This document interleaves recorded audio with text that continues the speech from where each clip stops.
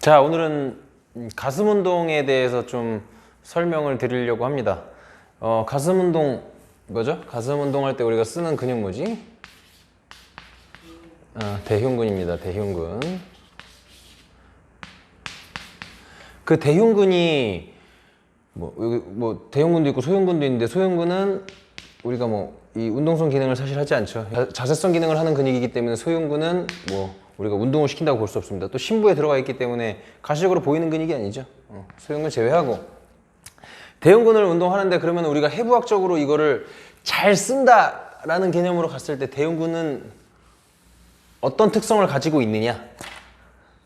일단은 구조적으로 봤을 때 우리가 이렇게 쇄골이 있고, 쇄골이 이렇게 있어요.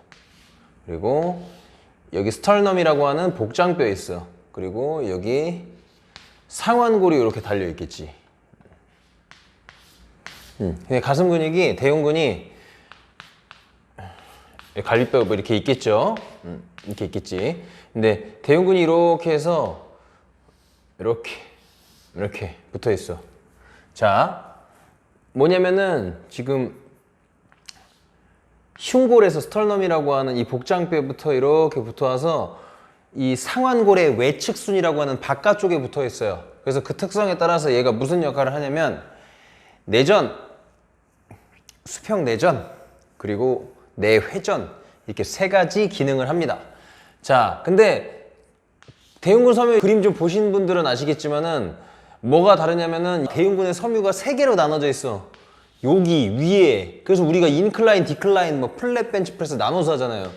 위에 섬유 있고 아래 섬유 있고 가운데 가장 큰 머슬벨리가 가장 큰 섬유가 있을 거란 말이에요. 그죠? 이게 우리가 밑가슴, 아랫가슴 이렇게 얘기하는데 아는데도 그렇게 얘기하는 거겠죠?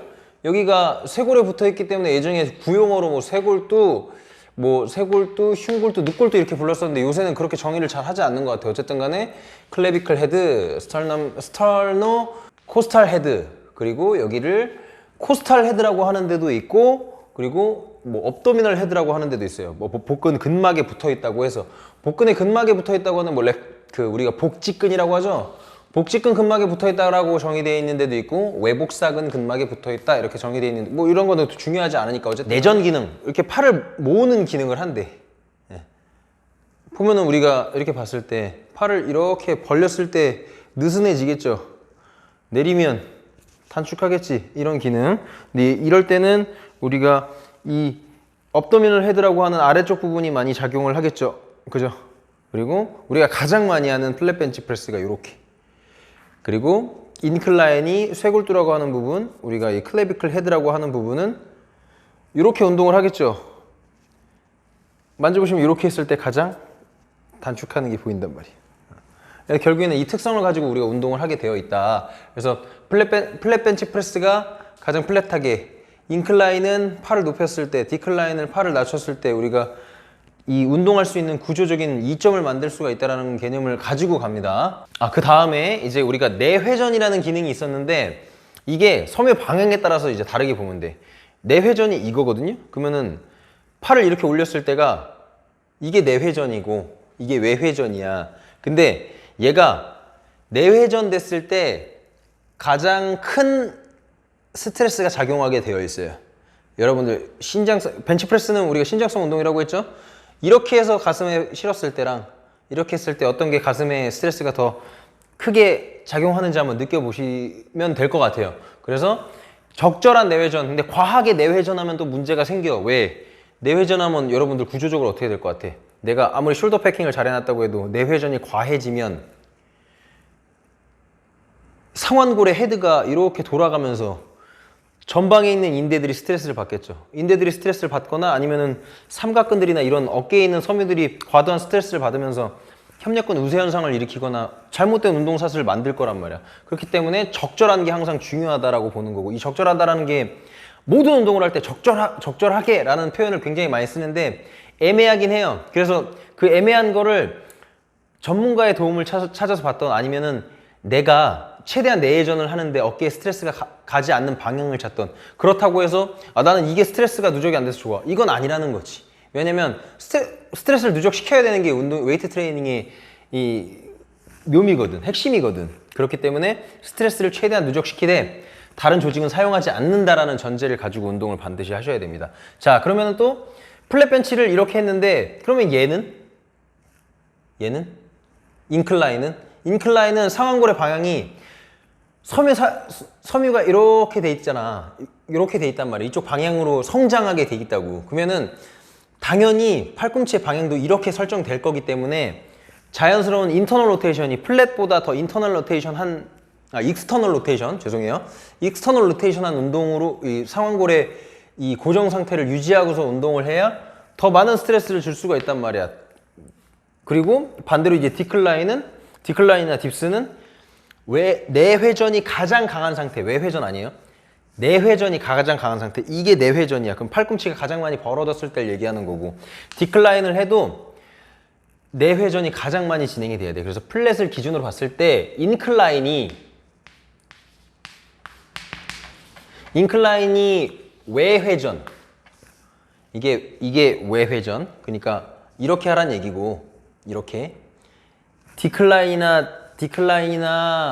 딥스는 내회전이 가장 많이 들어가야 큰 자극을 줄 수 있다는 거죠.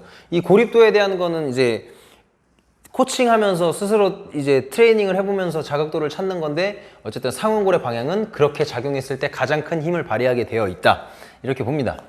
자, 우리가 이제 벤치프레스를 얘기했는데 가슴 운동에 대해서 얘기를 했는데 가장 중요한 게 준비 자세란 말이에요. 우리 준비 자세, 이 가슴 운동에서 가장 중요한 게 숄더 패킹이라고 보는데, 숄더 패킹 예전에 많이 썼었는데 지금도 그 단어를 쓰는지는 잘 모르겠어요. 근데 이거 예전부터 오해석되어 왔어. 이 벤치프레스가 뭐가 제일 문제냐면 과신전을 만들어. 그래서 여기만 딱 붙여서 한다. 그리고 견갑을 접는다. 막 견갑 접으세요 막 회원님. 절대 아니죠. 왜 아닐까? 이 기본적인 해부학을 접근해 보신 분들은 알겠지만은 기능적으로 견갑골이 가장 안정화된 상태가 됐을 때가 견갑골이 뜨지 않고 흉벽에 뒤에서 봤을 때 우리가 립케이지가 이렇게 돼 있으니까 흉벽에 이렇게 잘 달라붙어 있을 때가, 늘러붙어 있을 때가 가장 큰 안정화를 띠고 있다고 본단 말이야. 그게 우리가 옆에서 봤을 때 갈비대가 뭐 이렇게 돼 있으면은 견갑골이 이렇게 얹혀져 있을 텐데 여기가 앞이에요. 이게 앞이야. 여기가 앞이야. 여기 뒤란 말이야. 이 견갑골이란 말이야. 근데 요거 이렇게 붙여주는 역할을 하는 애 뭐예요? 그렇지, 전거근이야. 이게 되게 많이 들어보셨을 거예요. 전거근이 갈비뼈 1번부터 9번까지 붙어 있다고 한단 말이에요. 근데 대부분 이 하부 전거근 섬유가 약화돼서 뭐 윙잉 스카플라다, 익상 견갑이다 이런 거 만든단 말이에요. 근데 이런 사람들한테 숄더 패킹 견갑 접으세요. 말이 되나? 그러면은 이 전거근이라는 근육이 이런 역할을 하면서 여기 붙어 있게 돼 있는데 접었다는 거는 전거근을 쓰지 않겠다는 거죠. 활성도를 이렇게 한다고 신장성 수축이 일어나? 절대 그렇지 않다는 거야. 그래서 전거근 입장에서 단축성 수축을 만들어 놨을 때가 가장 안정적인, 견갑골을 가장 안정적인 자세. 그래서 항상 숄더 패킹 자세에서는 적절한 전인 자세를 유지해서 전거근의 활성도를 높인 상태에서 운동을 해야지 맞는 거고. 자, 그러면 제가 아까 요추의 과신전 얘기했어요. 이게 다리 요추의 과신전, 이렇게 해서 운동을 하면, 이렇게 운동을 하면 또 무슨 문제가 생길까? 우리가 립케이지 이렇게 보는 거, 우리가 이 축성 골격을 가장 중요하게 보거든요. 뭐 이 해부학적으로, 운동학적으로, 혹은 뭐 체형 교정적인, 이 병리학적인 측면에서 봤을 때 이 축성 골격을 굉장히 중요하게 봐요. 근데 내가 이런 과신전이 만들어져 있는 사람들은 어떻게 돼 있냐면은 하부 립케이지가 벌어져 있겠지. 립케이지가 이렇게 돼 있으면은 여기를 하도 많이 띄워서 사용하기 때문에, 제가 그렇게 돼 있잖아요. 제가 체형적인 특성이 이렇게 돼 있단 말이야. 립케이지 하부가 들려 있어. 그리고 립케이지의 중간 이런 데는 구부러져 있어 이렇게 닫혀 있을 거란 말이야. 호흡 패턴의 부재도 있고, 그런 건 다루지 않지만 어쨌든 간에, 그러면은 상부 섬유나 중부 섬유의 이용보다 하부 섬유의 이용이 더 높아질 수 있어. 다 그렇진 않아요. 왜냐면 여기 립케이지가 이렇게 열려 있다고 보자고. 그거는 복근막에 걸려 있는 요 섬유가 이미 늘어나서 스트레스를 받고 있을 거라고. 그렇기 때문에 이런 자세가 좋지 않다. 최대한 이 중립 상태를 유지하는데 완벽하게 이 플랫을 만들 수 있나? 척추의 만곡이 그렇지 않은데 그럴 순 없죠. 근데 과도한 신전이 좋지 않다. 그래서 아까도 얘기했지만 운동 상태는 항상 적절한 게 좋다. 근데 여러분들 내가 어떤 트레이너한테 어떤 선생님한테 그렇게 배웠어, 혹은 내가 트레이너인데 회원들을 그렇게 가르치고 있어, 이거는 운동에 오답이 없다. 이건 오답이야. 절대 이렇게 가르치면 안 됩니다. 나중에 문제가 생겨요. 그러면서 결국에는 그렇기 때문에 이런 척추에 대한 움직임이 견갑골이 잘 붙어 있을 수 있고 요추의 가신전이 일어나지 않는 상태가 내가 견관절의 안정화를 가장 잘 시킬 수 있는 자세다라고 보고, 나는 몸을 이쁘게 만들고 싶어. 무조건 이렇게 운동해야 돼. 무게 중요하지 않단 말이야.